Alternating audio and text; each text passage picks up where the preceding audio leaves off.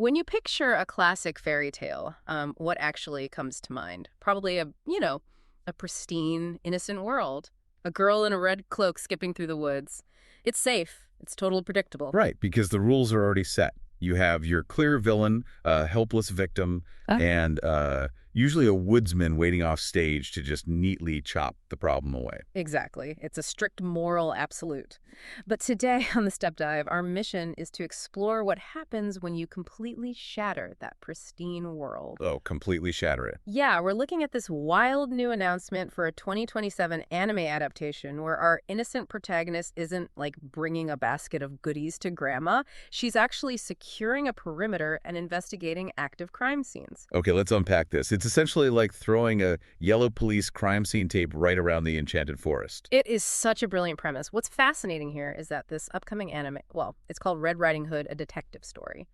Though I honestly prefer the literal Japanese title. Oh, what is it again? It's Akazuken, Tabi no Tochu de Shitai, to do, which literally translates to Red Riding Hood meets a corpse on her journey. Meets a corpse. That perfectly sets the tone. And what I found so surprising in our sources is that this isn't just some wild, untested pitch cooked up in a boardroom. No, not at all. This concept is already a massive, proven hit. Right. It started as Ido Aoyagi's 2020 novel series, which is now spanning 4 volumes, I think. Yes, 4 volumes, and then it evolved into a manga by Kano Katana. From 2023 to 2025, right? Right, exactly. Yeah. And it even reached global audiences as a 2023 Netflix live-action film called Once Upon a Crime. It's really conquered almost every medium already. It definitely has. But here's where it gets really interesting, because I have a bit of skepticism here.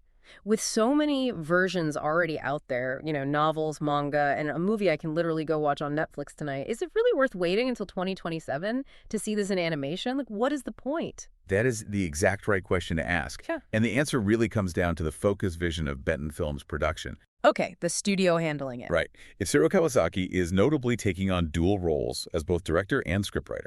Which gives him so much control over the tone. Total control. He doesn't have to compromise his script for like a visual effects budget. And he's supported by this incredibly sharp visual team. You've got character designers Manami Minikata and Yuko Yahiro. Oh, wow. Plus art directors Izumi Hoki and Hiroshi Kato. Yeah. This anime promises to turn every single fairy tale trope on its head. Because with live action, you're bound by real-world physics and human actors. Or awkward CGI. Exactly.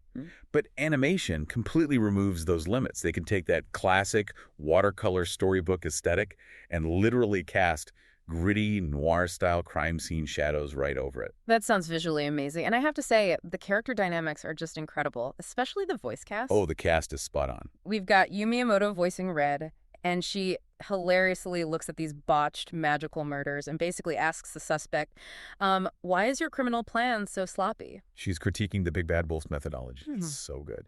Yes. And joining her is Akira Sekine as Pinocchio. Just think about that for a second. The sheer comedic goldmine of pairing a corpse-finding detective with a wooden puppet who presumably cannot lie to the police. That is a literal cheat code for a police interrogation room. Right. It's brilliant. If we connect this to the bigger picture, this series is just such a breath of fresh air in an era of recycled fantasy tropes.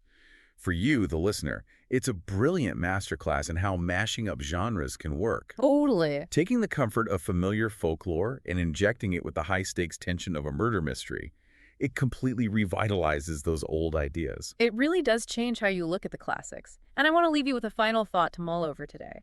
If Pinocchio's nose makes him a terrible liar in a police interrogation, how might other classic fairy tale rules be weaponized as bulletproof alibis in this universe? Oh, I love this line of thinking. Like, imagine Cinderella's strict midnight time limit acting as the ultimate alibi, or, an untraceable poisoned apple serving as the perfect, unsolvable murder method.